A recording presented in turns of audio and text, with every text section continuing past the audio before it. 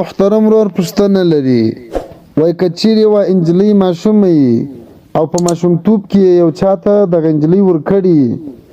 بیا دغه انجلۍ غټه سي بیا چې کله غټه سي وای دغه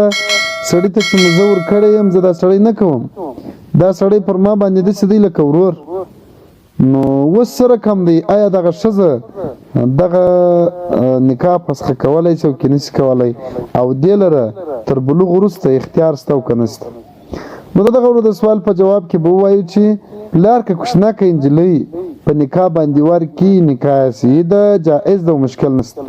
او لور چې کله غټه شي بیا دا خبره کوي چې زه دا سړی نه کوم دا پر ما باندې ورور دی نو د دې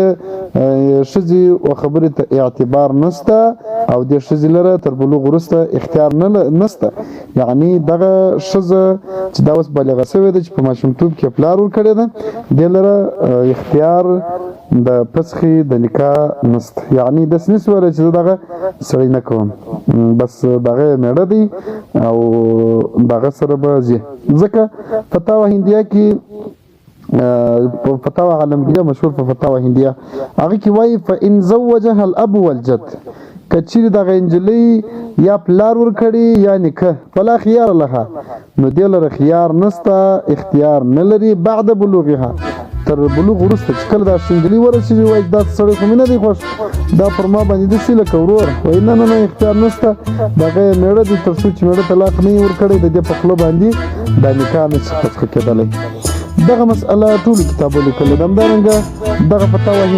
هندیه دغه عبارت په اول جلد صفحه نمبر 258 الباب الرابع في الاولیاء کې راوړی همدارنګه عبدالر المختار على هامش رد المختار په جلد صفحه نمبر 300 کې هغه هم دغه عبارت راوړی ده الله پاک جل جلاله مو جوړ روغ نه الله پاک مو